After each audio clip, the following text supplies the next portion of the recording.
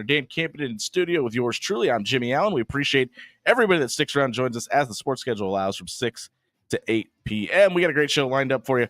Death to the spring game. Are we celebrating and dancing on its grave, or are we sad? We'll debate. 6:30, we'll discuss the Super Bowl. I have a stat that Trey Wingo provided that blew my mind. We'll get to that at 6:30. We buy or sell on all 4 of the men's basketball programs around the state of Nebraska and where they sit. The Lakers have made Jimmy Allen cry. We'll do that at 7:15. And our good friend Brian Munson from Husker Online will talk about all things Husker recruiting at 7:30. And as always, we will finish the night with our Papillion Sanitation trash takes of the night. 402-951-1620 is how you can get a hold of us. You can also follow the show at After Hours 1620 on Twitter. Matt Rhule took to the podium yesterday, and he had an interesting comment about his special teams hire. It hadn't been announced yet. Mike Ekeler was not announced as the special teams coordinator, but he said, I don't think that position is going to be a recruiting position, which is really weird to me because I feel like Mike Ekeler is a guy you would want out on the road unless he wouldn't want to do that. And B, he said, I don't think we had any schematically, I didn't think we schemed or wrong or had any schematical problems. I think the most of our problems were with the snapping position. Nebraska was dead last in kicks blocked from punts, field goals, and extra point standpoint. They had 10. And 2 of those came against Boston College. And that's not to knock against Boston College, but that was after a team had a ton of time to prep against your special teams scheming. Sure. So that tells me right there that there were a ton of problems wrong with your special team scheme. Were you surprised by his comment? No, because it's coach speak, right? Like this is I'll relay a story to you from story time with John Schreiner. John's time in college. So when I was in college, UNO still had a football team. That's how old I am. And yes, UNO. And I had the opportunity to go to the MIAA Media Day, where I got to interview all the football coaches. Did you feel like you'd finally made it? No, not really. I got to interview all the football coaches from the league for my college radio show. Sure. And I was talking to the head coach of, I believe it was Fort Hays State. And they had just gone, I was like 2-9, 2-10, something like that. And I asked him, I said, when you only win 2 games, does it make you question the way you're doing things? Does it bring doubt into the picture? Like, do you reconsider how your program's being run? Which I thought was like, that's a valid question, sure. Right? Like that's not out of left field. He just stared at me for about 30 seconds as if he wanted to punch me in the face. Probably did. And then he said, our processes are not flawed. And that was his answer to the question. That's it. That's all he said. Sure. And that was a big education point in me learning about like how coaches perceive themselves, how they talk to the media. It was so apparent that he was coaching, that he was sure that they were doing things the right way, and it was someone else's fault that they were not winning. And I situation because coaches never want to stand up there and admit that they were doing the wrong thing. That is just not in their nature as football coaches. The position requires a certain level of arrogance. To be honest with you, yeah, you gotta have a level of confidence. You have to be into yourself to some degree. So you're very rarely going to get a coach to come out there and say like, "Yeah, we really screwed up on that side of the ball." I mean, you were dead last though. It's not like you're middle of the pack in the Big Ten. Fort Hays State was 2-10, man. I get you, but listen, that's not 0-12. I think this was a way, and it's really surprising to me because Matt Rhule has really gone to bat for a lot of his guys. Probably don't have the long snapper you had a year ago in this team, which tells you a lot anyway. But I think this was a way to kind of protect it. And because Ed Foley clearly is the guy they want to have out on the recruiting trail, specifically in the state of Nebraska. It's gone well. The response from the state has been great. It feels like that's important to Matt. And he's still on the staff. Now he's not going to be the special team coordinator, obviously, because Mike Ekeler gets the job. But I wonder how much Tony White and Pork Chop leaving, it affected the hire of Mike Eckler too. Because obviously, he's an inside linebackers coach. He can help with that front seven as well. He was an inside linebackers coach here on Bo at Indiana. Tells you enough about that relationship. um, but it's really surprising to me that based on what Matt Rule said yesterday, Mike Eckler's not going to be that guy is a big time motivator, and I'm really. He's a big time motivator, but being a motivator doesn't always mean that you are relatable. That doesn't always mean that you can get people interested in coming to your school.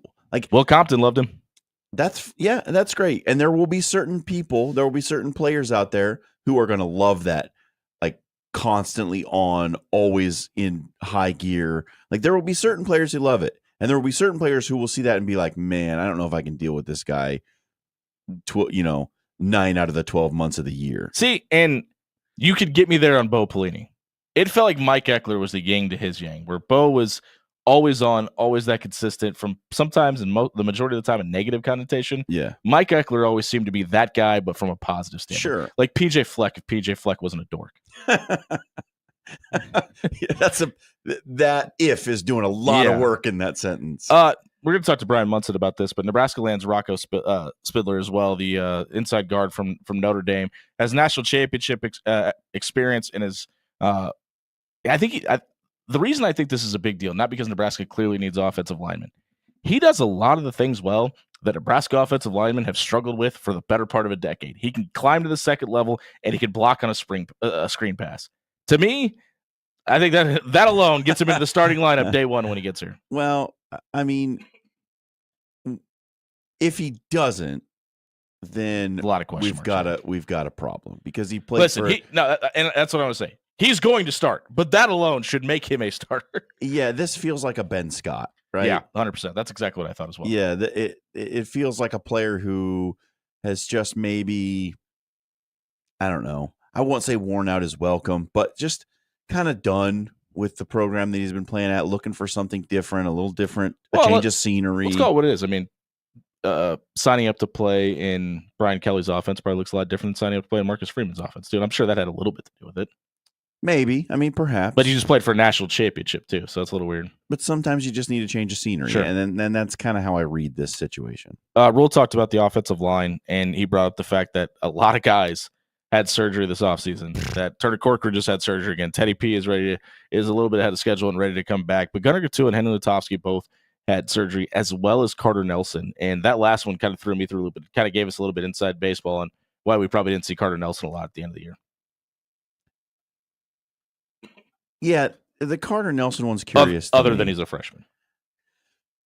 Yeah, I mean, I take the Carter Nelson situation a little differently because someone who's coming from not playing 11-man football and still learning how to play with 11 people on the field on just 22 people on the field actually. I don't know that. I mean, a lot was made of it, right? Especially when he was being recruited. Like, sure. How is he going to translate? We don't know. But I think we kind of forgot about it once we got to the season. Would you be surprised? That this guy was still learning how to play this game. Would you be surprised if that's the case? I would be surprised. Because, it's one thing it's one thing to just get used to the other players out on the field. But, he was a little bit of a freak. Obviously, there's a mental hurdle there. But, absolutely. Tremendous athlete. And I think that could help you overcome a lot. I would be really surprised if truth serum in his arm, he tells you that he was still strong. I think the injury was probably a little bit more than anything. I mean, it could be. I don't Obviously, know. we don't know. Yeah. But for me, I think that getting to that level, think about it this way. If you had been playing, and you're not going to relate to this at all, but if you had been playing rugby sevens, right, which is a super fast-paced game, guy, yeah. And many fewer people on the field, much more open space, you can just do so many different things, and then you go and try to play 15s. That's a different game. Sure, the football that Carter Nelson was playing in high school is a different game to the one that he's playing in college. I understand it's a really small sample size, but seeing him in the Hawaii Bowl or whatever, the Polynesia Bowl last year, which makes total sense. And it didn't seem like he was ever lost. And listen, it was a small sample size. He only saw a limited playing time and only a handful of plays, but he got a bunch of targets. And he never looked like he was struggling to take that advanced step. Now, obviously, going to the Big Ten, playing against developed Division I football players, a little bit of a different story. But he was playing against some of the best players in college football in that game too. And like, I find it really hard to believe that a guy like that, with all those physical tools, would take that long to catch up to the game. But we didn't see him in practice every day. Sure, it's a good point. We don't Fair know. enough. We don't know if he was struggling in practice to grasp concepts with more people. He on never the field. seemed to struggle when he was out there. He didn't, and that's true. And it may be that he only got on the field because there were only a handful of plays they felt comfortable putting him out there. And the injury may have played into it as well. Like, we don't know. It just, to me, I think you have to take both things into account. And it felt like at some point, the whole coaching staff said, hey, does anybody want a perimeter block? Can you get your hands on somebody in front of you? We'd love to talk to you. Go out there and make us a play. Because that was a big struggle. And like, I feel really bad for Thomas Fidone, but that was something he struggled this weekend at the Senior Bowl or whichever one he's at. Yeah. And like, they talked about him missing and woofing on like 3 or 4 plays. And that's going to be something that I think he can be an NFL talent. I mean, he made a couple catches as well, but like, that's going to be the knock on him come draft day. I mean, there are tight ends in the NFL who don't do much blocking. It's a good point. Fair enough. There are guys who make their living. Now, they're not superstars. They're not every down tight ends. Right. But there are guys who are on rosters. It was the biggest knock on Noah Gray, and now he's the starting tight end in Kansas City. Getting paid to play, who don't do much blocking at the tight end position. Hey, if you missed the opening segment tonight, I want to check it out, get our thoughts on Matt Rule's press conference. Check it out, SoundCloud.com/AfterHours1620. It was brought to you by Aloe Fiber. Listen, I have Aloe Fiber at my house. They just came out and put the extender in my backyard. I literally walked a block and a half away and was still connected to my Wi-Fi at my house. If you have a big outdoor space and you want your house to be the party this summer, you need a little bit extra boost to your Wi-Fi, Aloe Fiber is here for you. Head over to aloefiber.com and set up service today. We'll be right back. Stomping on the spring game's grave here on 1620 The Zone.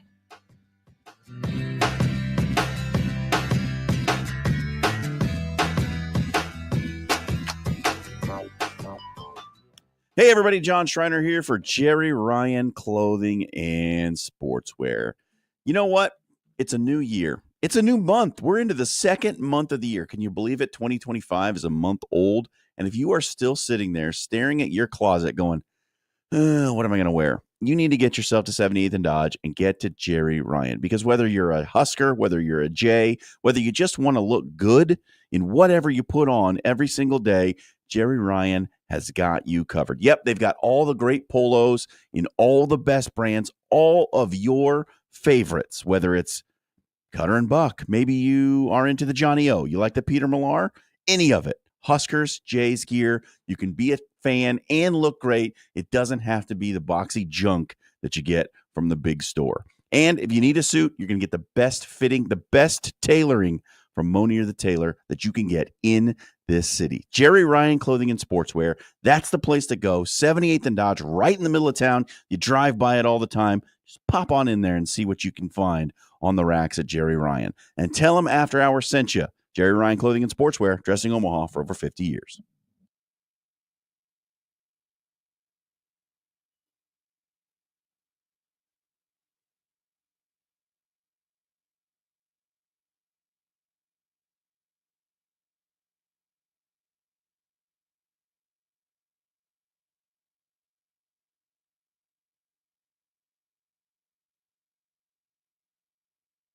Did you know that Bellevue University is making a major investment in its athletic programs with a new $25 million athletic center? This state-of-the-art facility will feature multiple practice and competition courts, a modern 6,800 square foot sports performance and fitness center, an advanced golf simulator, and a new lounge area for our student athletes. The athletic center will open in early 2025. Come see the future of Bruin athletics. Schedule a tour, meet with other athletes, and explore Bellevue University for yourself. Visit BUBruins.com.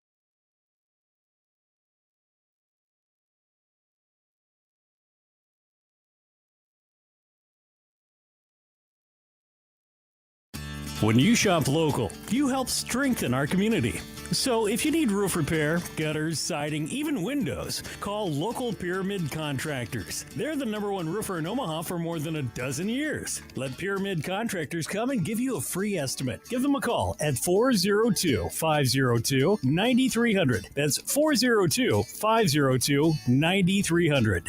Or visit them online at PyramidRoof.com. Never settle for less.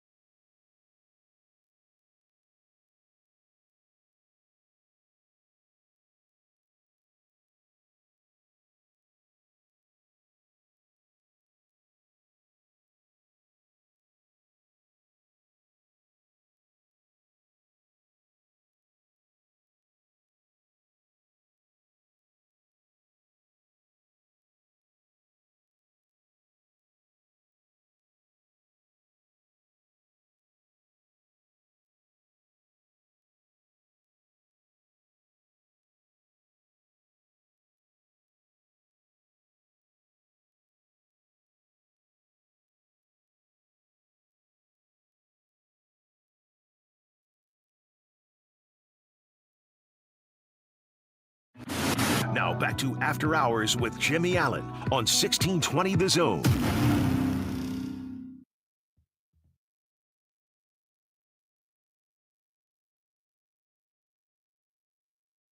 $6.19 on a Monday night here on 1620 The Zone, brought to you by Bellevue University. Download the BU Bruins app to keep up to date on Lucas Gabriel's men's basketball team, Dave Tinley's women's basketball team, all the championship action going on around Bellevue's campus. Tonight, you know what's not going on Nebraska's campus?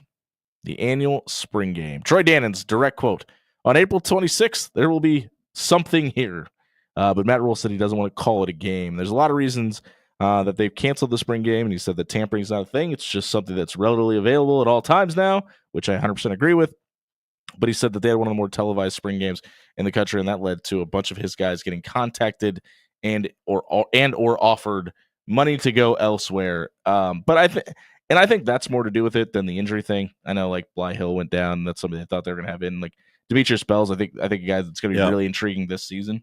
But it's really weird to me that they're not doing this because they're going to scrimmage anyway. Like, they're going to play anyway. And it's not like guys aren't going to be being tampered with just because they're on your roster anyway. Like, it's very surprising to me. And it's a good way to raise money and a recruiting tool. Yeah, it's really, really curious to me. This is a thing that, like, almost uniquely so is beloved in this state. Yeah.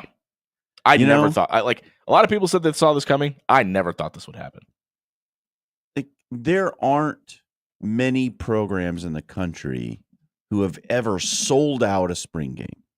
I don't know if anybody else has done it multiple times, or even on the level Nebraska has. And that, to me, would indicate that this event, this spring game, is such a beloved thing that you would damage your fan base by taking it away. Like, this is a thing that if you take it away, it is akin to like saying, actually, we don't want Wi-Fi in the stadium. Pretty much. I mean, we don't want anyone taking videos of our game and like getting, unique angles that get out there on social media so we can see things. Like, someone might videotape, they might put out our signals, right? Yeah, I was so gonna say, we're cutting off the Wi-Fi. The Connor Stallions thing. It makes about as much sense as that, honestly. And if you don't want to televise it, I mean, it's dumb, but okay, fine. I'll get on board with that. But to say, like, we're not doing a spring game, and I know they haven't said we're not doing a spring game. They said that. They're doing something. Yeah, they're going to send guys out there and have them play tag and run 100-yard dashes or something like that. It's going to be Pro Bowl games-esque. So they're probably playing dodgeball. They didn't say that either, though. That's what it's going to be, though. Nobody is going to be in pads. I guarantee you that. No one has gone as far as saying we're not having a spring game. Matt Rule said I would not. Matt Rule said I would not call it a game. So they've done this thing before. Because Matt Rule said that last year too. They've done this thing before too, where it's like we're going to do drills and we're going to Yeah. do I don't even think it's going to be that small-sided extensive. scrimmages and that sort of thing. It's a practice, first of all, so they're giving up a practice if they don't do Well, it. they're also it's a fall sports combine or something. I can't remember what they called it, or showcase, I think it was the word. So they're also doing like soccer and track and field and some other stuff during this event too. So I don't know how you could do that showcase and a pseudo half pad football game or so.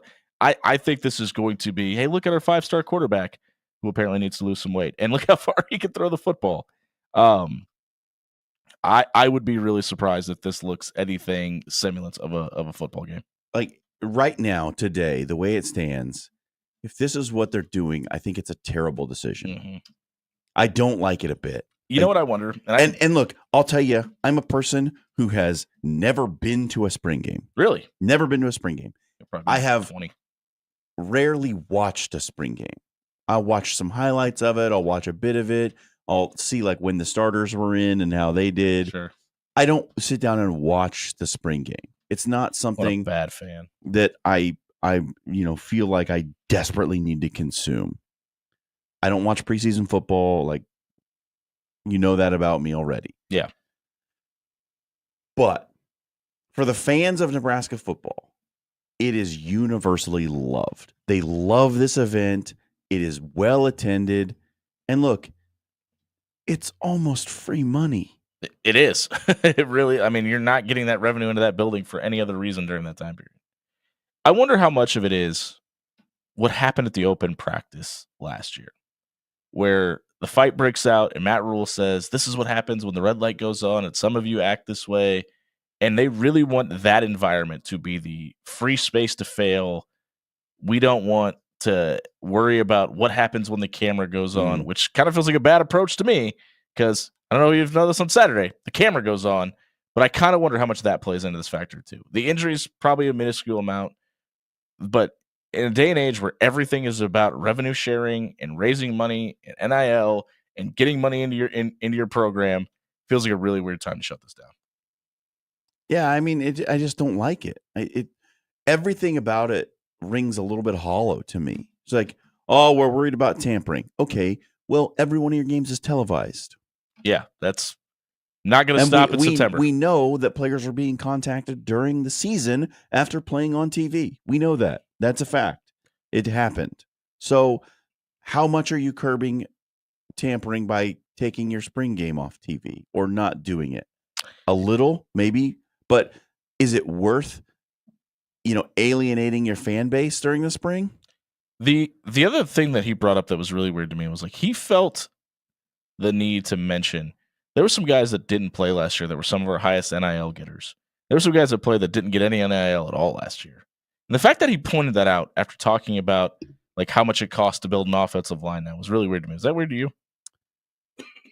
Yeah, I don't know. It just smells to me like it feels like there's something they're not telling us. Yeah, and I can't put my finger on it. I've been trying to like work it out in my mind all day, and I can't figure it out. And maybe I'm just reading too much into it. Maybe I'm just being a little too cynical about the whole situation. Let me ask you if I can get you there then, because this was the other thing that jumped out to me as well. And he openly talked about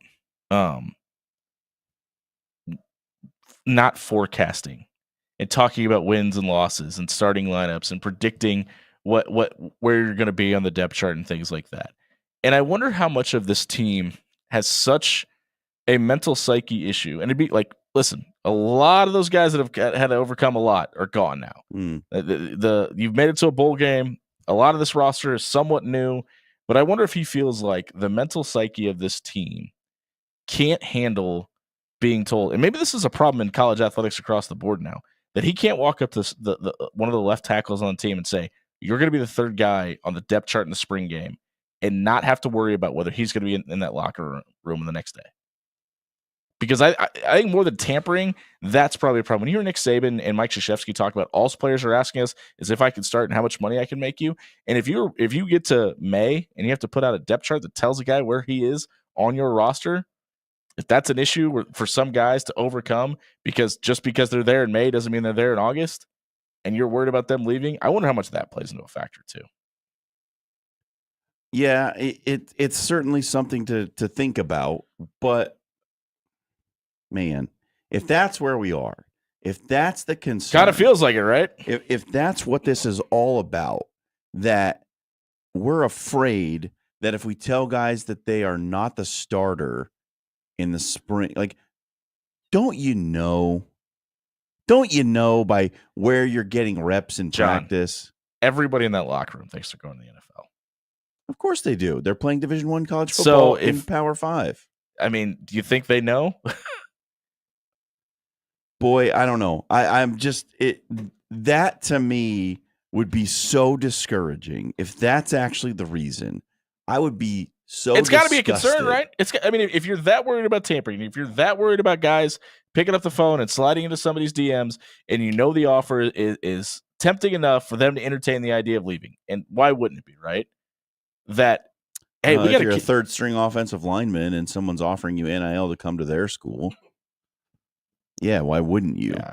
To me, I think there's a lot to unpack there. Hey, if you missed that segment tonight, check it out at soundcloud.com/afterhours1620 is brought to you by Cunningham's Pub. It's a new year, but the same old amazing experience at Cunningham's. 2 great locations in Blackstone and the Old Mill District. There's a football game of great significance this Sunday.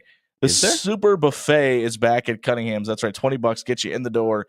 And all you can eat breakfast and lunch buffet at the 2 great Cunningham's locations. Stop by tonight, try their menu, stop back on Sunday. Enjoy all of the games that are on TV at Cunningham's. We'll be right back. I have a stat about one of the quarterbacks in that game. They left my jaw on the floor. I'll tell you when we come back. 1620 so.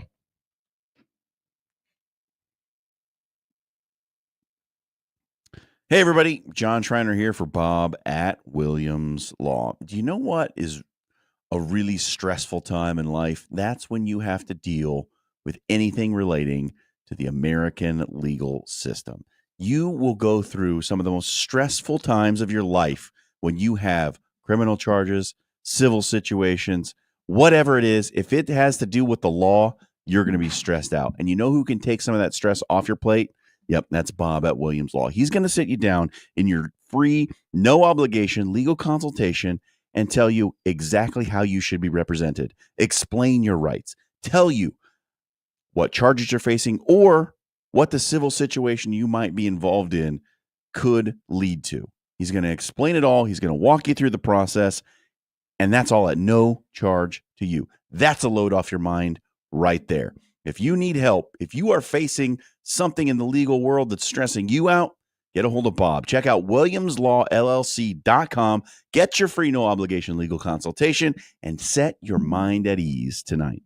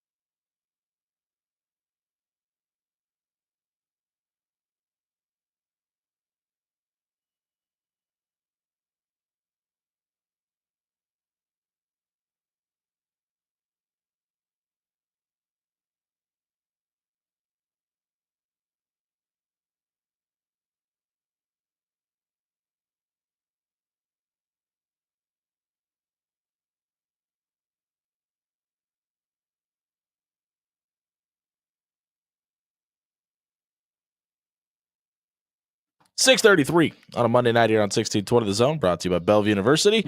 Download the BU Bruins app to your smartphone. Keep up to date on the championship action going on Bellevue's campus. We mentioned before the break, there's a game of major significance, easy for me to say, this Sunday. Probably be some funny commercials mixed in there. Pretty good halftime show. I just watch for the football. Trey Wingo gave a stat the other day. I shared this with you guys, and it blew my mind.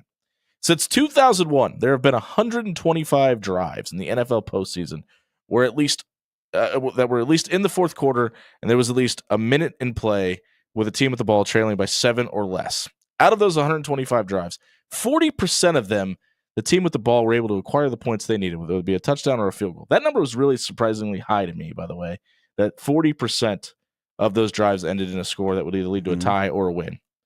Of those quarterbacks in that situation, Tom Brady, clearly one of them, just 46% of the time is able to deliver in that situation. 5 of 11 in those situations. This is only postseason. Only postseason with 1 minute or less to go. Drew Brees, 3 of 6, 50% of those drives by Drew Brees led to a win. Drew Brees was pretty good. Only one player is hitting at 100% rate. Can you guess who? And he's done it 7 times. His career is not that long. One time he did it with only 13 seconds left. Patrick Mahomes is 7 of 7 in these situations with a minute or less on the clock in the playoffs in a have-to-have-it to win the game situation. Yep. So John Schreiner asked you this question because I last week said I'm taking Philadelphia in this game. And we were just talking about gambling on sports in the break. Stay tuned. There might be more on that. Yeah. If you're betting on Philadelphia on Sunday, you're betting on Nick Sirianni and Jalen Hurts. Yeah. In a have-to-have-it situation against Andy Reid and Patrick Mahomes. It doesn't have to be leading by only one score with a minute to go. No, I know. I'm talking about just to win the game. I love Saquon Barkley, and I love the Eagles' defense. But you know who I loved last year? Yeah. Christian McCaffrey and Fred Warner. They couldn't do it either.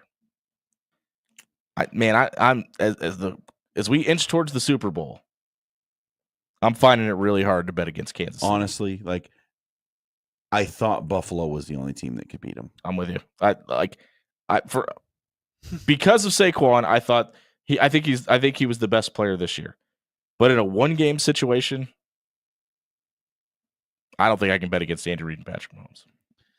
I know, and look, I told you at the start of the playoffs, I told you all season I didn't think that the Chiefs would win the Super Bowl. I didn't think they would three-peat because I thought Buffalo would be that much better, and I thought it would be their time to win the Super Bowl. I thought they were going to go all the way. They came up a game short. And now we're left in a situation where, okay, here we are, Chiefs in the Super Bowl again. How do you bet against them? And I can't find a reason to not pick the Chiefs. Everything about this game says Chiefs. It's just despite their offensive struggles throughout the season, despite being in so many one-score games, despite all of that, here they are again. 1.5-point favorites. Jalen Hurts finally figured out how to play football. Saquon Barkley is rushing for over 2,000 yards this season alone so far. The Eagles have the stronger offensive line. And let's not forget the exciting whites, as they have dubbed themselves and as the internet has dubbed them. This game is going to turn out Eagles. I'm going to be a Chiefs hater all week. I think the Chiefs are the weaker team in this situation. They've bungled themselves out of many a situation. And like what? Their 2 losses on the season, and one they literally waved the white flag so Joe Burrow would spend his Valentine's Day at home. They have, unfortunately, not had the correct opportunity all season. Who in the AFC was going to beat him if it wasn't the Bills, Dan? Well, if you had asked me in October, well, let's even move back to September. I would have said the Bengals. They always seem to have the Chiefs number, but Chiefs beat them 26-25. You know, the NFC is really the superior conference in all of football. Yeah, there it is. Everybody loves the NFC. The NFC is the cool conference. Look, I don't want the Chiefs to win, Dan. I do not want the Chiefs to win. But this is a head versus heart situation, and you have to use your head when it comes to those two things. Like, you know intuitively that Patrick Mahomes and Andy Reid are the better head coach quarterback combination in this game. Who usually wins in the Super Bowl? Who has the better quarterback? Who has the better head coach? That's what it comes down to so often. And it's going to come down to that here. Like, Jalen Hurts is going to need to make a play that he can't make at some point in this game. And Patrick Mahomes is going to need to make a play that he absolutely can and will. And that's going to be the difference. I can feel this coming. Like, it's probably going to be close. The Eagles are going to be able to run the ball a little bit. I have a feeling that they will. But Patrick Mahomes and Andy Reid are going to come up with some magic, and they're going to win the game. Like, that's just like, at some point you just have to throw in the towel and admit the truth. I just want to bring you back to a very important moment in time, John. It's the last time the Eagles won a Super Bowl. Philly special. They were the worst team. Nick Foles, not even close to as good of a quarterback as Tom Brady was. Doug Peterson, nowhere even comparable to the other head coach in that football game, namely Bill Belichick. You know how Philly wins Super Bowls? With heart. They're a heart team. And I'll tell you, I don't even know. Hearts are full of love. The football sicko Love in me, keeps hurt safe. Love is the better quarterback. Brotherly shove. That's where we're going. I was gonna say, if this is a brotherly love joke, I'm out on it. The football sicko in me is chomping at the bit to see that offensive line versus Chris Jones and that defense, though. Because dude, that's the matchup. To me, I was gonna say, you can talk about Patrick Mahomes and Jalen Hurts all you want. I think this game is going to be decided by if Philadelphia can run the football and if Philadelphia can get to Patrick Mahomes. Absolutely. And look, Buffalo ran the ball really well against the Chiefs. Who won that game? The Chiefs. Like at some point it just feels inevitable. Like, doesn't matter what you do. It doesn't matter what your name is. Like, it's gonna happen. You might not like it. I don't like it. I don't want to see it happen. It's gonna happen. Like, part of me wants to see this run go as long as it can. I don't know how much Andy Reid's got left in the tank. I think he can coach for as long as he wants to. He's clearly carved out a really nice. I mean, listen, Bill Belichick can get fired. I guess anybody can get fired. But I really want to see Patrick Mahomes without Andy Reid. Like, I want to see what that looks like. Yeah, and I want to do see too. And I want to see it in Mahomes' prime. Like, but the other part of me is like, run this thing back every single year because I want to see how long you can do it. And I want to see the team that's able to dethrone you. They're nowhere near hatred of the level of the Patriots, though, right? And I've heard these comparisons. I don't think anybody hates the Chiefs as much as they hated the Patriots. No, Raiders fans, Broncos fans, right? But that was already built in, though. I'm talking about but the overwhelming. It's been ratcheted up by the Chiefs' success. I know, but I think nobody hates the Raiders as much as the Chiefs or Broncos or Chargers fans. Well, haven't you seen the map, right, of who everyone's rooting for in the Super Bowl? There's a spot of Kansas City, there's a spot of Philadelphia, and the rest of the map is meteor. Rooting for the big natural asteroid disaster. Super Bowl. Yeah. So to come back to your point, Jimmy, I don't think people hate the Chiefs the way that they hated the Patriots. It's not easy to hate Patrick Mahomes because he's so damn good. It's really hard to not appreciate it. And I think there's a weird level of dominance that the Patriots had for so long, and there was such an inevitability there. Dan here for dominance. That the Chiefs do have, but it's more the annoyance of how we talk about the two teams compared to each other. With like the Patriots, it was like, God, they're never the better team, but they just like game plan and they just do all these things so much better than everyone else. Cheat. And they're so just darn good. And then the real thing with the Chiefs is it's just we get so tired of hearing them get slobbed on every single week. by every That's one way to single refer announcer. to it. It's more like, for me, my disdain for the Chiefs has very little to do with the players on the field and the coaching staff. Fan Because base? it's the social media fans Mm. for the Chiefs that really drive me nuts. We But like Taylor Swift. here's the difference. Here's the difference between the Chiefs and the Patriots. Okay, the Patriots had Tom Brady, who was a patent D-bag. Yep. They Wore had peacoats to their the head game. coach was Bill Belichick, who was a grouchy old curmudgeon who would never say anything in the media. Probably right? file him into D-bag as well. Patrick Mahomes is like this cheerful, A-hole. joyful, plays the game with a childlike wonder. Sounds like Kermit the Frog. And then you have Andy Reid, who's your grandpa's drinking buddy. Like, how do you hate those guys? It's so much easier to dislike the way that Tom Brady and Bill Belichick went about their business than it is Andy Reid and Patrick Mahomes. Like, those guys are sort of like, they're just lovable in a way that Brady and Belichick were not. if they win this one, are you entertaining the greatest quarterback of all time discussion? Not yet. No, I told you my thoughts on it. That's why I'm asking. Mahomes is number 2. Yeah. Even if they win it, not yet. He's still got a long way to go to catch Brady in all the metrics, whether you're talking rings, stats, like whatever it is. What about the eye test, though? Because, I mean, I think if you're just going off the eye test, Maybe you don't remember Tom Brady and Randy Moss. sure. I'll give you that. But I don't know if Mahomes has had a Randy Moss level wide receiver.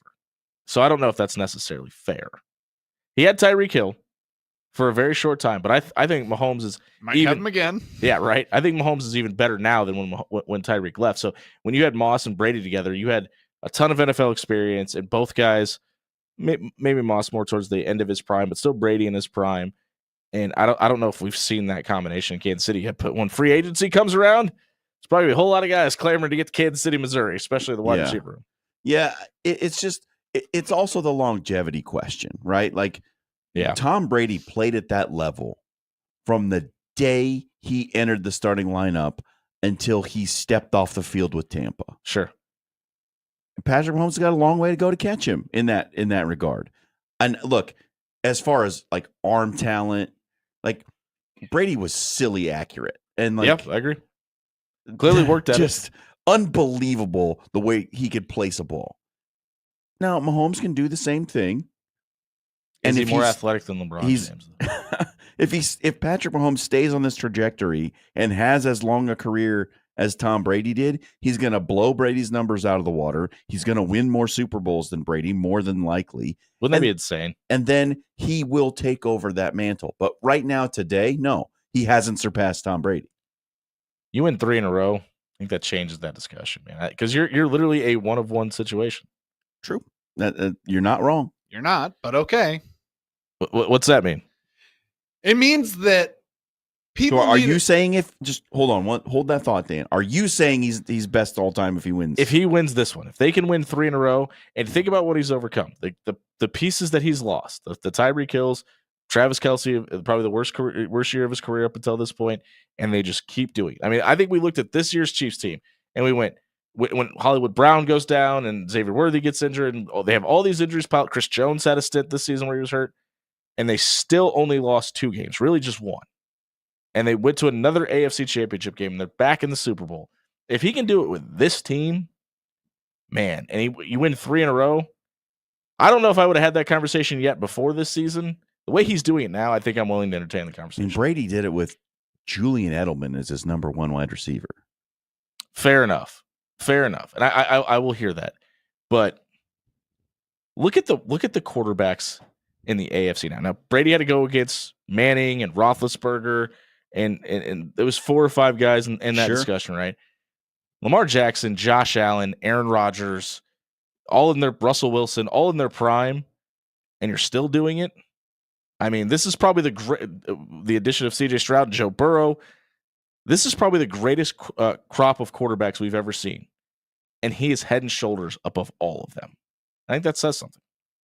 I don't disagree a bit. I don't. And all of your points are dead on. I still think there's a longevity question that's the gap between Mahomes and Brady. See, but I don't think that's fair because what's to say Mahomes wins this one, he wins 2 more, and then he breaks his leg and just isn't able to have the longevity that Tom Brady is that enough to say, no, that guy was better because he played longer? Because I don't think that's because I mean that's the LeBron Jordan debate, right? It's like, okay, yeah, LeBron has played longer, but I mean, medicine and training and everything is in lifestyle is a lot better than when Jordan was playing too. So I don't know. So Mahomes should have an advantage. I agree. I agree with the sentiment, but I don't think you could say, well, if Mahomes doesn't play till he's 44, we can't say he wasn't better than Brady. The minute I hear Patrick Mahomes say, you know what? No more nightshades. Then I'll be like, GOAT. Yeah. He's the GOAT.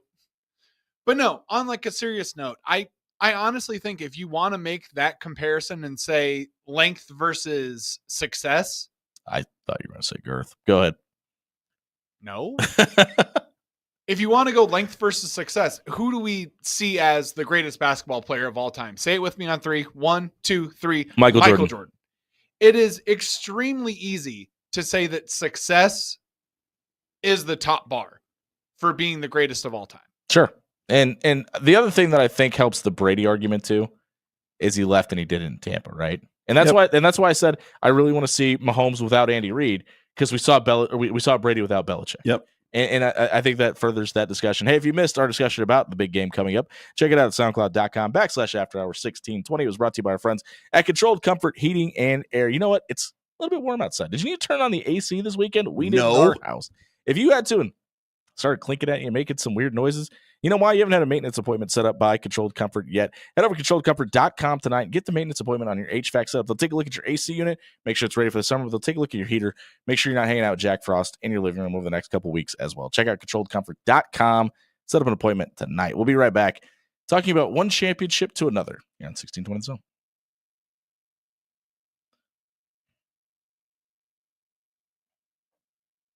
Do you hear that?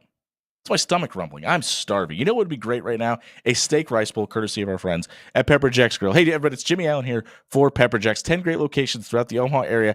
I love my steak rice bowl with onions, mushrooms, green peppers on top of it. Throw a little bit of mild salsa on there and some spicy ranch. It's so good. Should be illegal to sell. Head over to one of the 10 great Pepper Jack's locations tonight and grab dinner.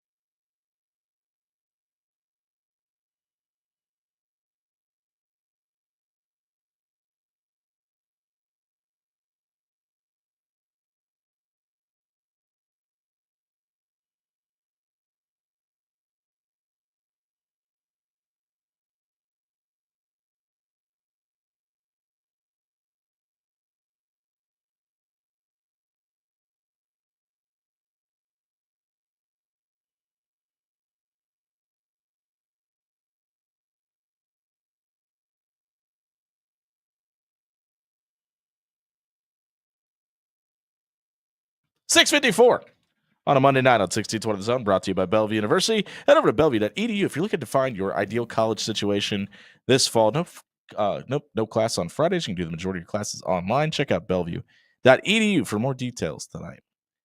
It's not quite breaking news yet. The fighters haven't announced it yet, but numerous sources are reporting that something major is happening in September in Las Vegas. Dan? That's my name. Fire away.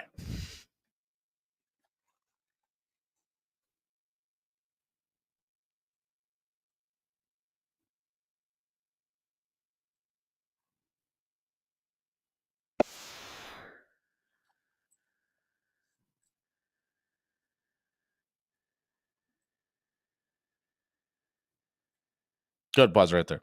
That is Omaha's champion, the world's champion. That is Terrence Bud Crawford talking about Canelo Alvarez. And I get where Bud is coming from because he had to go his entire career chasing down Errol Spence. And everybody telling him Spence is too big for you. Spence is too quick for you. Spence is this, Spence is that. You're not in that league. Now, it didn't help that you've got Bob Arum, who's about to lose a giant lawsuit to Terrence Crawford, saying that he's losing money on your fights. And that has been proven incorrect by ESPN and several other law firms.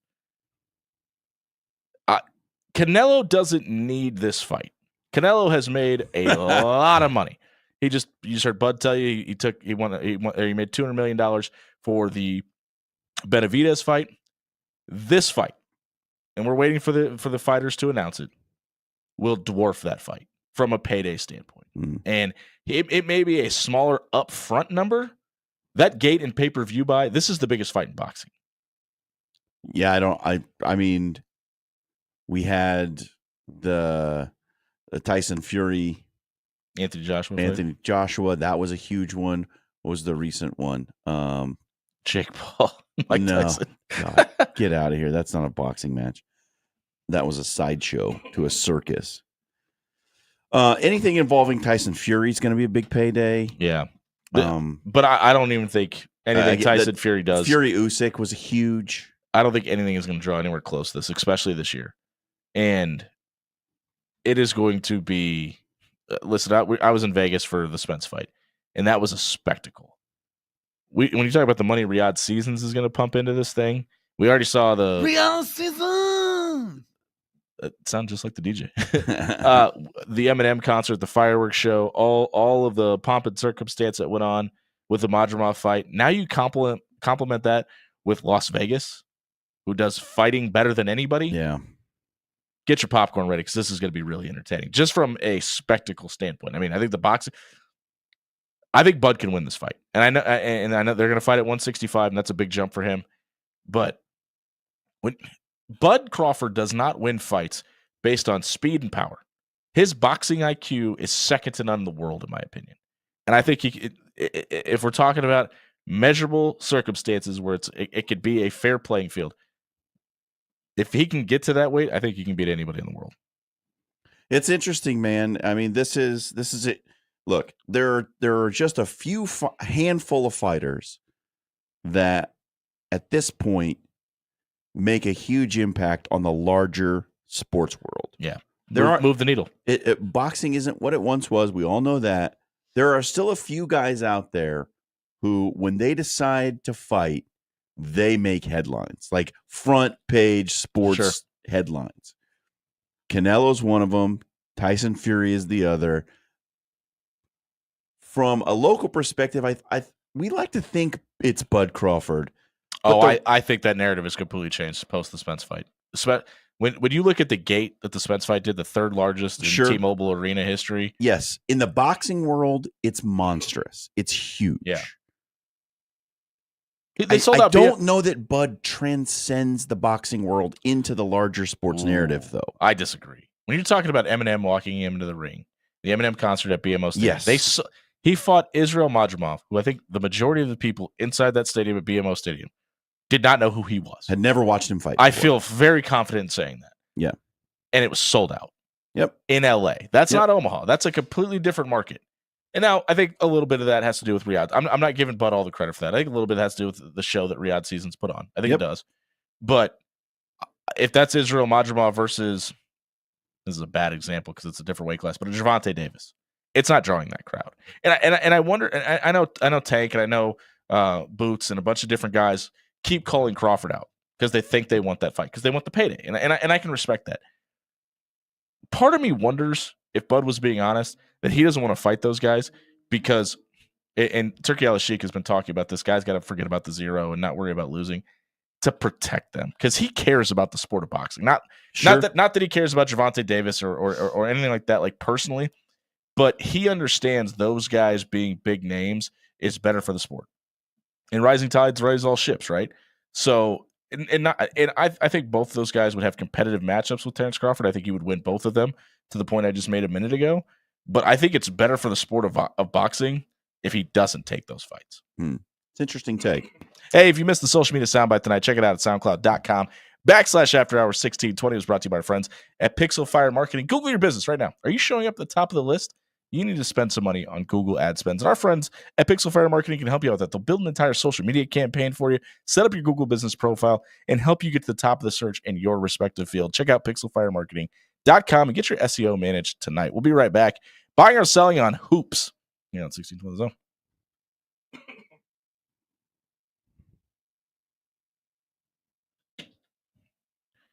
Hey, everybody, it's Jimmy Allen here for AX Plumbing. Listen, I've been telling you for a while now how much AX Plumbing has personally helped me out in my life. They came out and replaced a wax ring in our toilet upstairs in our second bathroom. They replaced the water heater in our neighbor's house directly across the street the day after Christmas. If you're in a situation where you need serious plumbing help, head over to axpservice.com tonight. Maybe you're looking at the bank account. It's not really showing you what you need to fix that plumbing issue.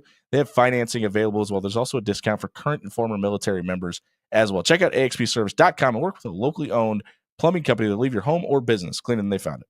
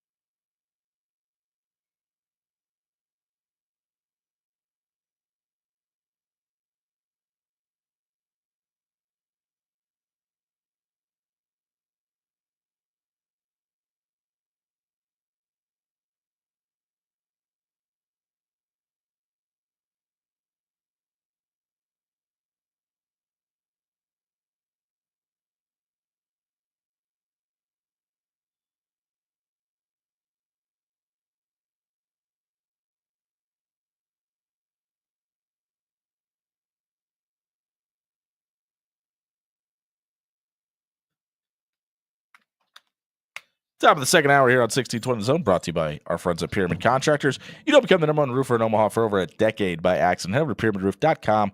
Book a free estimate today. Dan Campenden. It's been Hi, Dan. unseasonably Hello. quiet tonight. Feeling all right? It's a Monday. I've been real focused. Okay. Been real focused on all, and I do mean all, of the news that we have going on in the basketball community of Nebraska. Speaking of which, we sat in these exact same seats last week, We did. grabbed a giant pile of dirt, shoveled it all over Nebraska basketball and Fred Hoiberg. All Nebraska basketball has done since then is win 2 straight over top 25 opponents. Buy or sell that Fred Hoiberg in Nebraska beat Washington on Wednesday. Hoiberg should grab a camera and ask, "Where's Jimmy Allen at?" A la Ryan Day and Lou Holtz. I would love that. Coach, feel free to do that. But I think they're going to lose this game. Why? Because they play down to their level of competition. Yeah. And they've been doing it throughout Fred's entire tenure. I still don't think this team makes the tournament despite these last 2 wins. They have not shown me enough to tell me that, hey, you can get through Big Ten competition with winning somewhere near 20 games, even with the record you have right now, because of the streak they just went on. This is not like the Creighton Blue Jays, and I know I'm going to be called a Jays homer here, where you could just go, hey, the guy at the top's going to figure it out, and they're going to end up being really good come mid-February. I think they've got a lot. I don't want to question his heart because he's clearly a really good player, but Bryce Williams is a guy who I feel like should be able to take over Big Ten games, and he does sometimes, but other times he doesn't, and it's just really confusing to me. But they've got the talent to make a Big Ten tournament or to make an NCAA tournament run after a lengthy Big Ten tournament run. I just don't think they're going to. So I looked at bracketology today. Nebraska's in the first 4 out category, according to Joe Lunardi, as of today, after their 2 top 25 wins. Now, That's not great. They're putting together a pretty good resume of quad ones. Yep.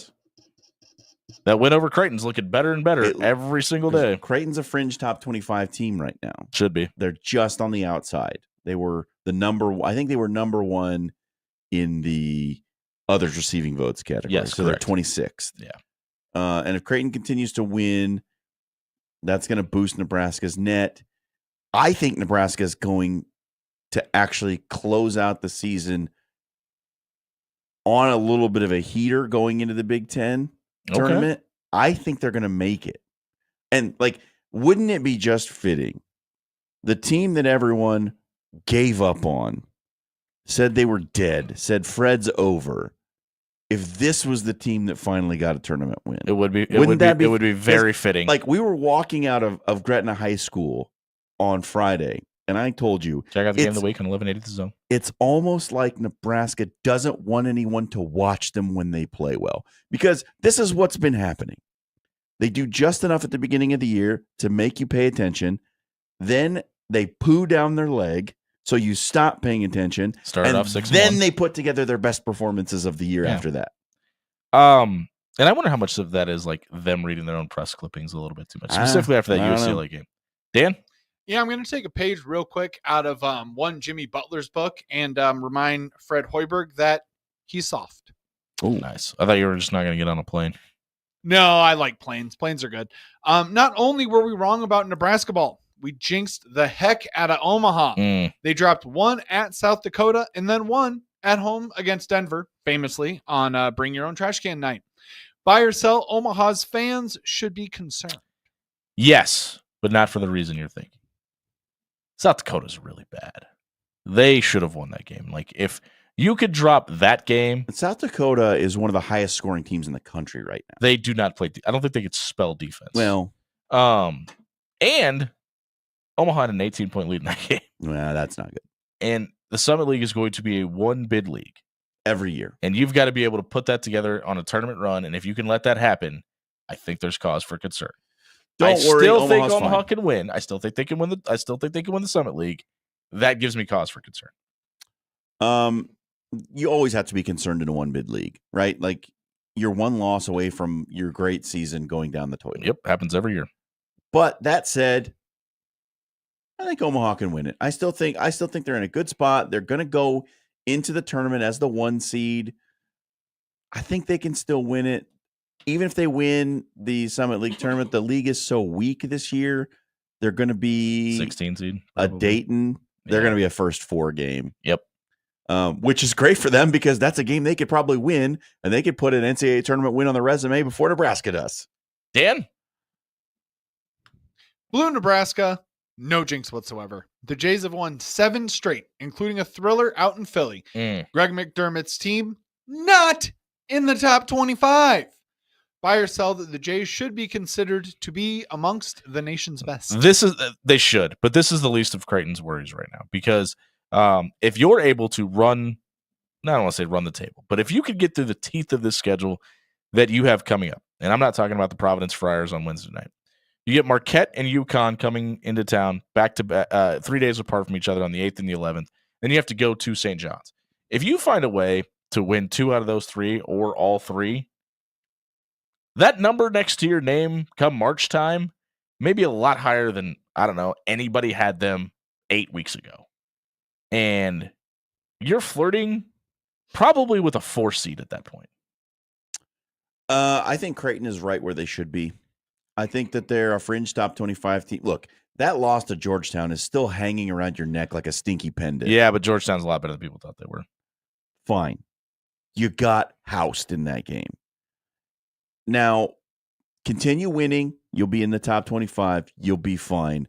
And then the Big East tournament. Look, perhaps this year more than any other year, the Big East tournament feels like a coin toss. Yeah, it's up for grabs. I agree. I think Marquette is getting a little bit of getting exposed a little bit. Obviously, UConn is not the force that they have been. What does Dan Hurley look like without Donovan Clingan? Not that great. Spoiler alert. But they're still the number 14 team in the country. You got to find a way to win 2 out of these 3, if not all 3. And sky's the limit for this team. Dan? Indeed. Purple Nebraska, that's right. Our boys down at Bellevue University have dropped 3 straight. We're going to have Lucas Gabriel in tomorrow night to ask him about the skid. But right now, buy or sell that Gabe and the crew can turn things around by the end of the season. It's another conversation like Omaha in a one-bid league. When we talk about the North Star Athletic Association Conference down at Bellevue, all you got to do is get to the dance. And all you got to do is win 3 games. And if you can do that now, it's going to be a little bit difficult this year for Bellevue. Last year, they were able to do it because they hosted the tournament, and you had every game inside Gordon Lozier Athletic Center, and you were able to go on a run, and you got hot at the right time. You got to find a way to do that this year with the addition of Jamestown to the league and and then losing 3 other leagues out of the conference this year. It's kind of piecing that together. I think there's been a little bit of a learning curve. I'm excited to talk to Gabe about this tomorrow night, but I think they can absolutely still win the conference. I think it's going to be really tough now. Yeah, absolutely. If you look down the stretch, these 3 teams that they've lost to, Jamestown, Valley City, who they lost to by 1, and Mayville, who they lost to by 10, they've still got to play all 3 of those teams over the final 5 games of the regular And season. probably going to see at least one of them in the conference tournament. This looks like a really tall task. I mean, I'm pulling for Bellevue. I want to see them win just based on the results. It looks like a really big ask. That team is so talented, though. Like with Emar Vincent getting healthy and RJ Smith going down and Nigel Wilson in the middle. Like you got 2 guys that are 6'10" or taller at the NAIA level. I think that gives you a chance to win any tournament. Dan? Last but not least, this is what happens, gentlemen, when you give us 6 whole days. Yes, count them, 6 whole days off because John Cook is retired and has appointed Danny Buzzboom Kelly as his replacement. Buy or sell, Cook handed the program off to the correct former Husker. I think so. I mean, I think she was always rumored to be the one to come back to get the job. I would have been personally surprised if it would have been anyone else, even if it would have been Jordan Larson, who I know a lot of people were claiming for because she was on the bench. But I feel like it was always, look what she did at Louisville. I mean, she was the right pick in my opinion. I was telling anyone who would listen that whenever John Cook decided to hang it up, Danny Buzzboom would be the first call and she would accept it. Like I was predicting this. I just didn't see it coming this quickly. I thought John Cook was going to hang around for a John while extension. You say John Schreiner, 90-year-old men and women out in Orden, Nebraska, at the old folks home. Handshake meme. Hey, if you missed Buy or Sell tonight, check it out at soundcloud.com/afterhours1620, wherever you may find your podcast at. That segment was brought to you by our friends at Controlled Comfort Heating and Air. Is it cold in your house right now? It's not supposed to be. Get some maintenance done on your HVAC unit. Head over to controlledcomfort.com tonight. Have the team come out, take a look at your heater and your AC to make sure your summer months won't be a bear either. Head over to controlledcomfort.com. Book that maintenance appointment tonight. We'll be right back watching Jimmy Allen shed tears right here on 1620 The Zone.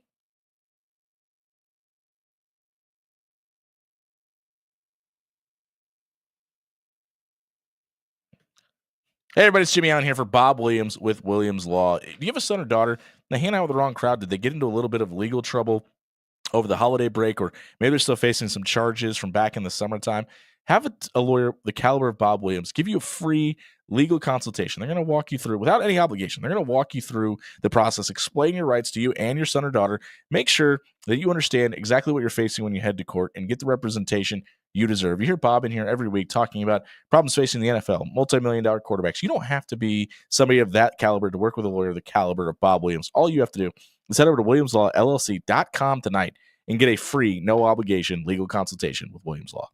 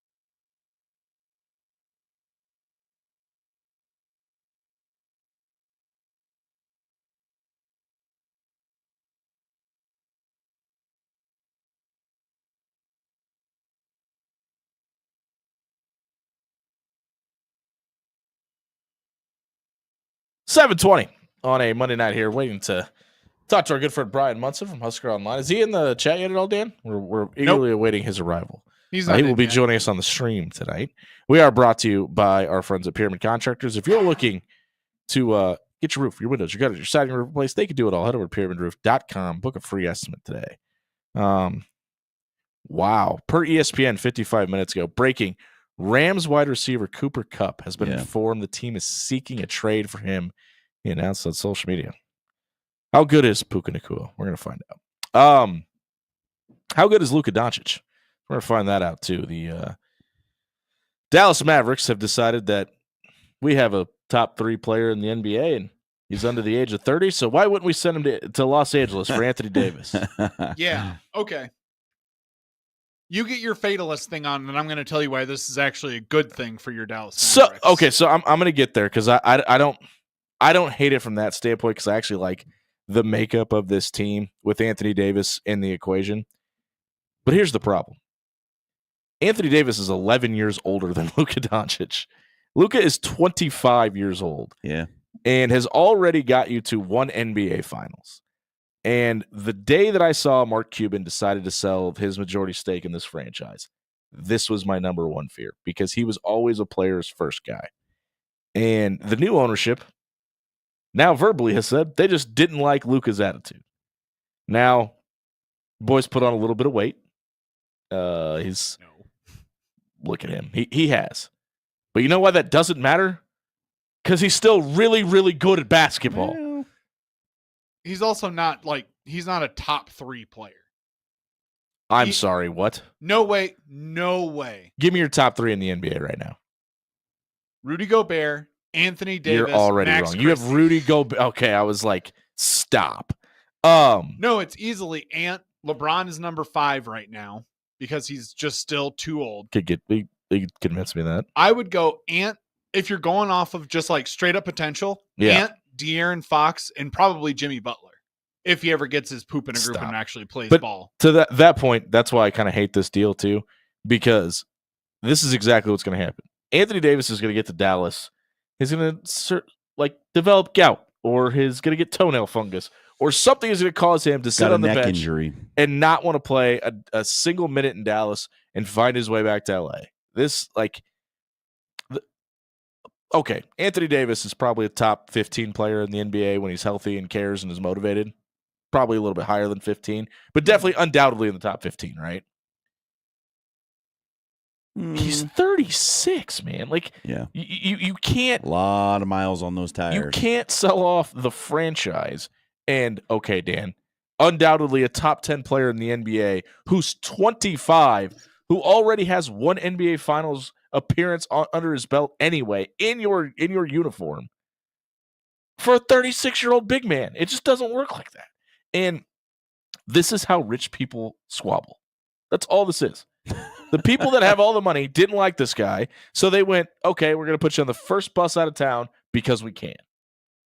And Luka went, all right, I'll sell my $15 million home and be on my way to LA. Well, That he bought like a week and a half ago or like a month ago or something 8 like days that. ago, the yeah. curious thing to me is that there doesn't seem to have been any shopping of the trade. Anthony Davis is 31, not 36, by the way. He's 6 years older than Luka. It doesn't. It just seems like they called Los Angeles and said, "Hey, you want this guy?" And that was the end of their trade shopping. Because you can't convince me you probably couldn't have got 3 number 1 picks Well, for Luka Doncic. De'Aaron Fox got 3. Yeah, and I think I think I would take Luka Doncic over De'Aaron Fox. That's my personal, unbiased opinion. I truly mean that. I think De'Aaron Fox is a really good basketball player, and I think they got what he was worth. But I don't know how you look at that trade and then look at your trade if you're the Mavericks and go, yep, we got the better deal here. If Luka ever learns how to play defense, the trade will actually be worth it for the Lakers. The fact that his lateral movement and his care around the perimeter has just fallen off in the last 2.25 years is just ridiculous. Got a little bit of weight on him, man. I'm telling you, he's put on some weight. I don't think that's got anything to do with why he was traded. But no, it wasn't me. Who was it? Wasn't it, we were talking about this last week where I was like, Luka's looking a little pudgy. We were watching it here, right? No, we weren't. No, it was Ben Geezer. Sorry, my bad. Yeah. It didn't make sense when this news broke. It doesn't make sense now. I get that if you don't like somebody personality wise, it's really tough to do business with that Yep. person, and I understand that. But talent should supersede that, right?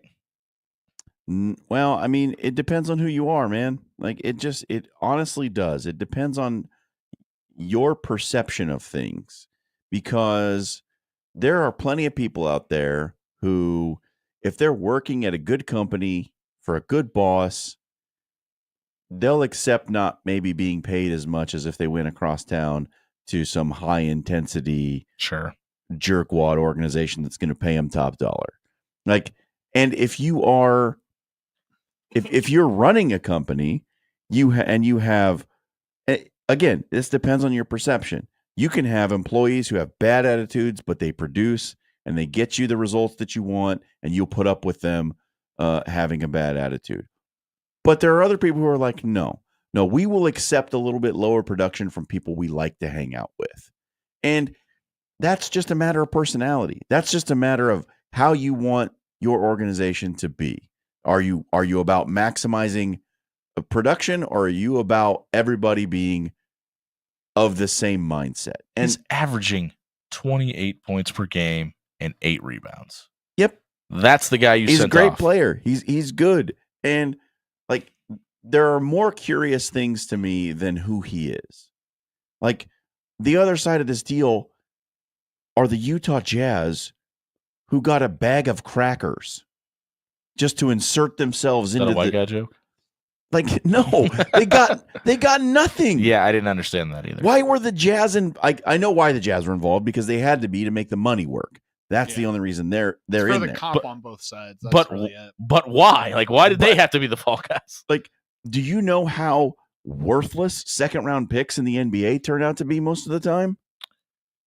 Not Almost always. Hey, Bronny James has got a bone to pick with you. Well, let me tell you, Bronny James doesn't have bones.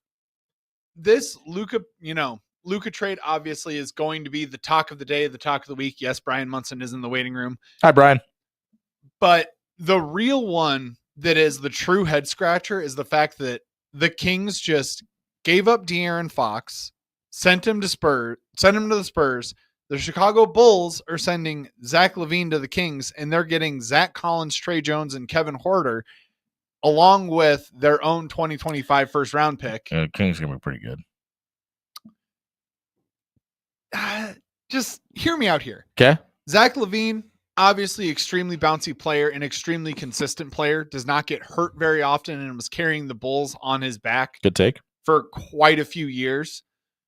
The Bulls are the ones who they're the dumpster fire organization right now. Hi, welcome to being a Bulls fan Yeah, since 1999. Nikola Vucevic is probably on the move too to the Warriors, because they're trying to get that deal done, and they're trying to get that money right there to get the Warriors all sorted out once again. Well, there's a lot of talk that KD might be on his way back to Golden State as well. And that would Gross. be really interesting. Hey, if you missed our NBA discussion tonight and want to listen to it, check it out, soundcloud.com/afterhours1620, wherever you may find your podcast at. It was brought to you by Jerry Ryan Clothing and Sportswear. We are just months away from wedding season. If your big day is coming up, do what I did. Do what Dan did. Head over to Jerry Ryan Clothing and Sportswear, 78th and Dodge.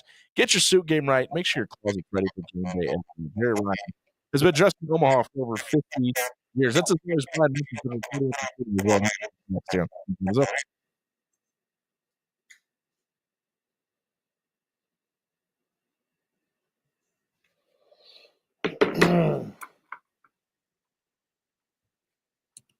Hello, everybody. With the gentleman to talk to Brian Munson from Husker Online on the other side of this break. It seems like it's a good time for me to step out and maybe go grab some Pepper Jacks. You know what the great thing is? Pepper Jacks has 10 great local locations where I know that I can get there and back just in the span of a commercial break.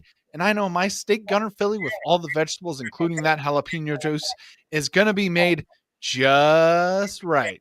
So if you want to be just like your boy Dan Campanen, step out and get you some Pepper Jacks tonight.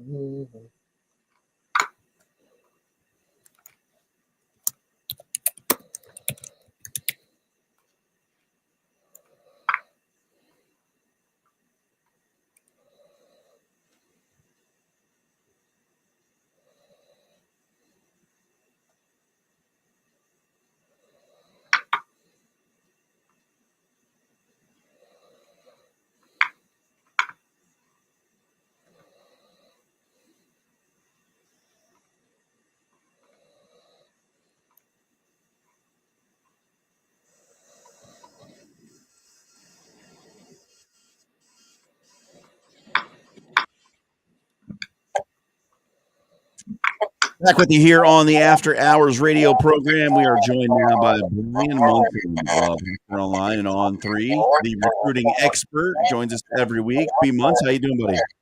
What's up, boys? We got a little background noise from your computer. You might want to. Do you have a pair of headphones you can plug in? Do I have a pair of headphones I can plug in? Yeah, we didn't think about this when we did the stream. Sorry about that. All you got to do is just mute your computer, Brian. Well, no, he's got to be able to he'll hear be us. able to hear us. Yeah, never mind. Aha. We'll make do. We'll make do with it. How are you, buddy? I'm doing great, man. I didn't really. Oh man, that sucks. I think I took my headphones back to the office, but I'm doing fine. I'm actually literally, as I was waiting for you guys, I got 2 more interviews done from the junior day this weekend. I actually talked to Dayton Raiola and to Jordan Campbell, so things are looking good, man. Had a nice conversation with Rocco Spindler last night too, and big weekend for Nebraska, obviously. Yeah, and listen, there's more than just recruiting news too, right? Like when Matt Rule talks about money and competing with the big boys financially, do you think that's the sole reason Nebraska has struggled with an offensive tackle specifically? No, I don't. I don't think that money played much of a factor, or excuse me, I don't think it played the deciding factor on at least 1 or 2 of the offensive tackles that visited earlier. I think that there's really still a thing there about just people that want to believe and people that don't necessarily believe what's kind of going on in Lincoln. Rocco Spindler believes. Rocco Spindler is a huge believer in Matt Rule, and obviously a guy coming from Notre Dame and kind of them doing some things very similarly, I think, to what Nebraska wants to do offensively. I think that kind of all lines up very, very well for him. I think that he's obviously a guy that's just made a long run into the college football playoffs. So he knows what it takes for a team to kind of have a mindset, have the makeup, have the support, have the facilities. All that good stuff has to all come together, and it all has to add up to, you know, being successful through the college football playoff. And I think that there are those that are still chasing some different rainbows. And I think when you read the words that Rocco said, or if I gave you the interview for me talking to him last night, you'll hear an incredibly mature, not confused individual that's only like 2 classes away from having his master's degree like already. I mean, he is sight set on making Nebraska better and becoming better because he wants to go play in the NFL. I mean, money aside, money showed up for him. Mhm. He didn't leave Notre Dame looking for money. Money showed up, and it got a little crazy. There's no doubt about it. But he made the right decision based on what he wants to do with his future. Do you have a good sense, Brian, about what was the motivating factor for him to transfer? Yeah, that interview was pretty telling because he made it sound like he never really wanted to leave Notre Dame. He was very, very clear about that, and I think what he faced was the basically the inability or the not knowing if whether or not he was going to have a starting position on next year's team. They got a very talented young group of offensive linemen, and if Rocco doesn't leave, it's likely somebody else younger than him does leave. And Rocco right now is sitting at 1 year left of wrapping up a collegiate career, wrapping up a degree, and making that jump. You can't make that jump being a rotational guy as offensive guard for Notre Dame. You have to be a starter. You have to go out there and have that spot. So he goes to a spot where he is going to start. There's no doubt about it. It's just a matter of where, and he's going to get obviously every opportunity to develop in an offensive style that's going to really play well for him in the NFL. But I think it came down to the fact that Notre Dame just kind of said, we're not going to promise anything. Everything is on the table for next season. You know what? Can't fault them. I really can't. I mean, you want everything to be competitive from quarterback to deep snapper to holder to right guard. You want everything to be competitive. And that's how you get back to the national championship. There's competitiveness every day at every practice, at every scrimmage. That's what's got to happen. Nebraska makes the top 6 for Brandon Arrington, the number 1 athlete in the 2026 class. Is that more the Matt Rule effect or the Dylan Raiola effect, in your opinion? I think it's a little bit of both. Arrington's an interesting dude, man, because his attention, spans over a couple different assistant coaches, right? He's been kind of caught up in this change, but he's one of the targets that's been consistent on both sides of it. There's been a lot of board flipping. I'm convinced that the boards have flipped a ton after this weekend, right? Like there are dudes that Nebraska had, lost that they were looked so good for from all last season during the fall and all the unofficial visits they took. There are guys right now that will clear as day tell you, I haven't talked to the staff since the changes happened with the coaches. With Arrington, I believe, he took that visit earlier last year, wanted to get back in the fall, couldn't pull it together, couldn't make it together. I think Dylan Raiola plays a massive part of that, but I think also the way that they kind of set it up with, him being, hey, you're going to be a defensive guy that maybe potentially we give an opportunity to go ahead and play on the offensive side of the football a little bit. They're catering to, I think, what he kind of wants to hear, even though he's an elite guy on defense. That's some elite speed right there. He's the interesting side of all that stuff, guys, is going to be like everything is going to be wild and crazy for him. Not even like when he decides to commit in July or August, October, November, and fending off. If he chooses anybody else other than Oregon, right? Oregon's going to be at the door with a bag. Like they will just be waiting to talk to him again somewhere else down the line. So if it's A&M out the gate in July, doesn't mean a thing. Doesn't mean a thing until the ink dries. It's interesting, a conversation about a guy who can go both ways. How much do you think the Travis Hunter impact is going to factor into things now? Because whether they can or can't be Travis Hunter, it seems like there's going to be more and more kids who come out of high school and say, I want to play both sides of the ball. Yeah. I think Travis Hunter is I couldn't even call him generational. I don't think I I don't think I could even say I've seen anything like him before. I don't necessarily agree with maybe some of the takes about him as far as being a player. He kind of reminds me of I think he's a wide receiver, first of all. He kind of reminds me of Deion Grant at Tennessee when Nebraska played him in '97, because Deion was an amazing player in space, could make interceptions, but when he had to be physical, he couldn't make a tackle ever. And that's a very Travis Hunter kind of thing. But I think the effect there, obviously, is that he was front and center for everything that was going on with Colorado and all the things that were going out there media wise.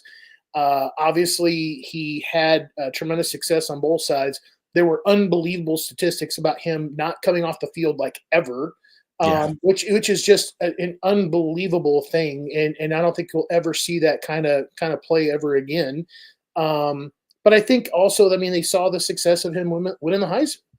And when you have a chance and you put that in front of somebody, you say, that's what it's going to take. That's what it's going to take for me to go ahead and get there. Okay, so then I've got to put myself in a position to be skilled on both sides of the football, because I need to be that kind of guy to beat out, Cam or Dylan Gabriel or whomever it is that's up for the Heisman next time. So there is going to be an effect here, obviously, and people have always talked about it, because there are so many kids around the nation that have to play both ways, and they are so successful on both sides of the football that you have to kind of project them. We just talked about Arrington a second ago. But I think at the end of the day, the smart money is always going to be put your money on where you're strong versus trying to bring along some kind of like weakness or something you're not quite as good at, and double down on yourself, double down on that strength. So I think you're going to hear a lot more college coaches telling you to do that versus saying, oh yeah, throttle wide open, go ahead and be the next Hunter or whatever. We're going to go ahead and give into that. I mean, you even hear it like with guys that are dual sport athletes, like you can be great at one or be good at both, right? Matt Rule talked yesterday about maybe the special teams coordinator not being a recruiting position. They hire Mike Eckler. Do you think that's going to be the case with Mike Eckler? Is he going to be out on the recruiting trail, in your opinion? Maybe not initially. I think he has a very, I think there's some things about special team coordinator that people don't understand about that position. And having talked to a very good collegiate special teams coordinator before in the past, you get a chance to coach the entire team. It's a 20-minute period to start out every practice. I mean, the preparation that goes into it, obviously Nebraska knows and Matt Rule knows that's the difference between winning and losing a couple more games, right? This last season. And clearly they've got basically an agenda. They got a mandate for Mike Eckler to get to Nebraska, and we're still chasing three guys. And guess what? We've squeezed everything out of what we think we can do offensively. We got Holgerson there, and now we got Butler on the defensive side of the football, and we've reloaded with the portal guys. So we're trying to infuse that over there. Now you need to go back over here and create the management portion of what you're going to do on special teams and get those guys coached up. So I think that's the part that maybe keeps Mike Eckler away from the recruiting grounds, at least for now. Maybe it's something that they took away from the way that, Ed Foley did his job with when he was busy on the road going around the state and all the things and all the tweets that you saw from him. I don't think that necessarily had anything to do with it, but I think that what they're trying to do is really just clear your plate, be strong here. Again, like the dual athlete thing we were talking about before, just be strong in the special teams area. Help us get those 2 or 3 wins, because that's going to make the difference between us, maybe going from the Pinstripe Bowl to maybe getting into the college football playoff. Spring game might be going away, might be different, might not be a thing. I'm going to save getting your opinion on whether they should or shouldn't do it. I just want to know, if it doesn't happen, is it a bigger loss for the fan base or from a recruiting perspective? Ooh.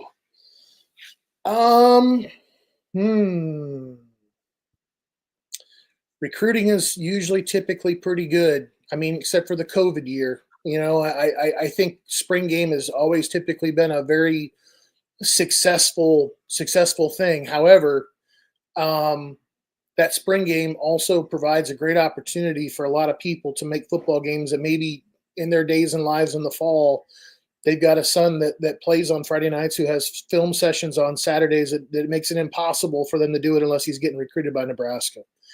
And it's always typical, it's always one of those kind of those circle on the calendar kind of things for family type of events. So as a family man, I would say personally, if a family man kind of side, I kind of say it's the game and the fans that get hurt. But thinking selfishly here, I do believe that there's going to be a hit when it comes to recruiting. It's that opportunity to get out there and see the coaches in action, the players responding to the coaches. So you're seeing the coaching, you're feeling it. You get the chance to see that environment.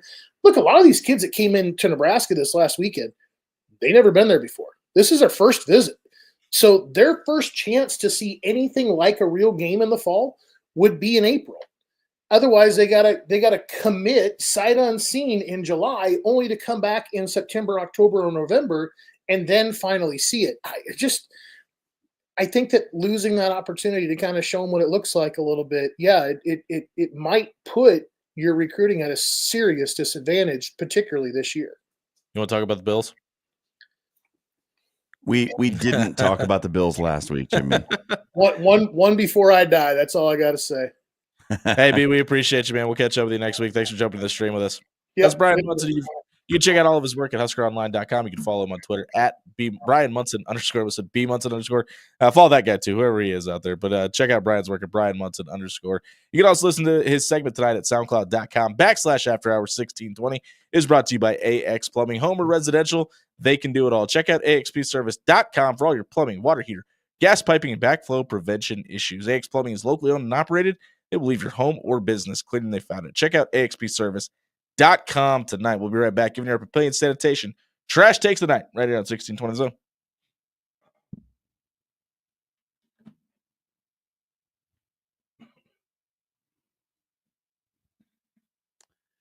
Hey, everybody. John here for Cunningham's Pub. Do you know what's probably missing in your life? Smoked chicken wings. If you've never had the smoked wings from Cunningham's, I'm telling you what, it is going to change your outlook on how wings should be done. And we do the Wing Wednesday promotion around here where you get entered into a drawing for a $25 gift card if you retweet the GIF. Yeah, that could be you. You could be the one who gets to enjoy the great Cunningham's smoked wings for free. All you got to do is pay attention when we do the Wing Wednesday promotion. You could get some of the House Buffalo, some of the Chipotle barbecue, the blueberry sriracha. If you're feeling spicy, maybe the 4 Alarm. All of them, tremendous flavors, all smoked in-house. And that House Buffalo, I'm telling you what, it's different than any buffalo you've ever had. They make it right there at the 2 great locations, either Old Mill or Blackstone. The rest of the menu, also fantastic. Dan and I got to try the smoked chicken quesadillas last week. Those are fabulous. Everything on the menu never disappoints. Stop by one of the 2 great locations, Old Mill or Blackstone. Get yourself some drinks. Get yourself some great wings. It's Cunningham's.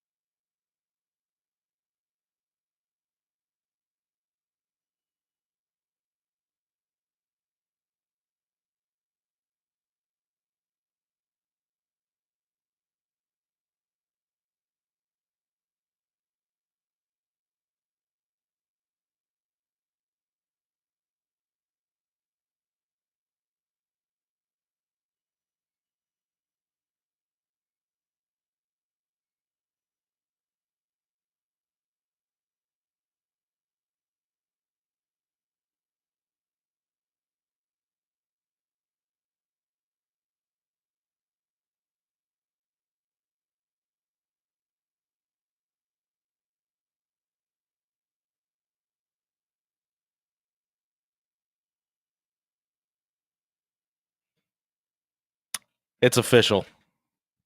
What's official? Canelo Alvarez will fight Terrence Crawford in September in Las Vegas. It's officially been announced. All right. So we can stop hypothetically throwing it out Yeah, there. but we already knew. But we already knew.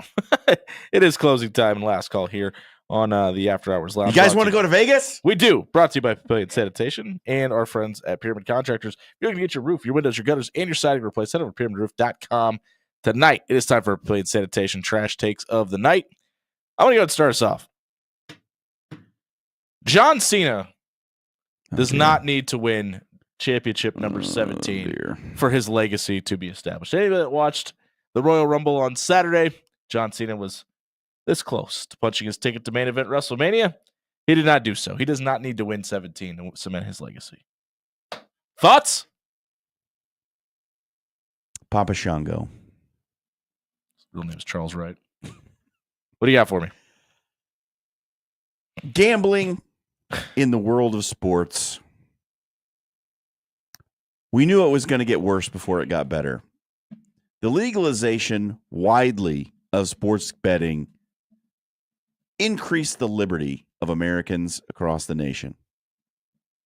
It's generally a good thing, in my opinion. If one place is allowed to do a thing, every place should be allowed to do a thing. That's in the same country, I agree. Only fair.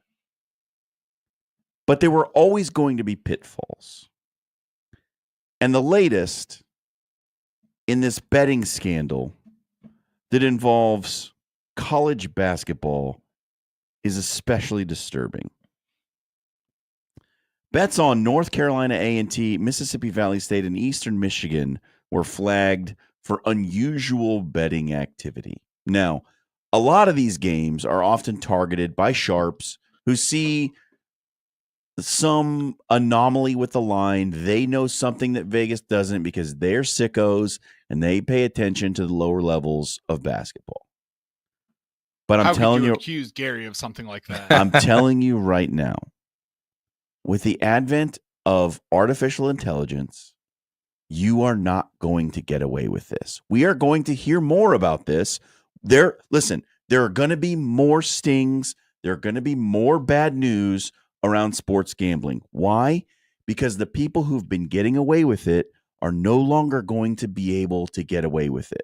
It's because there's more attention. There's more regulation. There is more incentive to stop this kind of thing from happening. So when you hear the bad news about gambling rings, don't immediately jump to the easy opinion, oh, it was a bad idea to legalize gambling. No. That's not what we're in right now.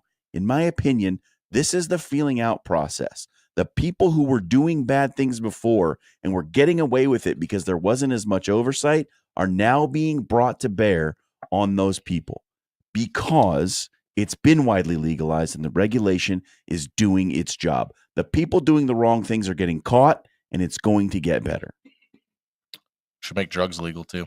Dan, what else you got for us? I don't disagree. Good for you, Myles Garrett. The arguably best defensive end in the modern NFL right now has said, you know what, Cleveland? I love you. I'm here for you. Well, I guess I'm not really going to be here for you anymore because I would like very much to win a Super Bowl.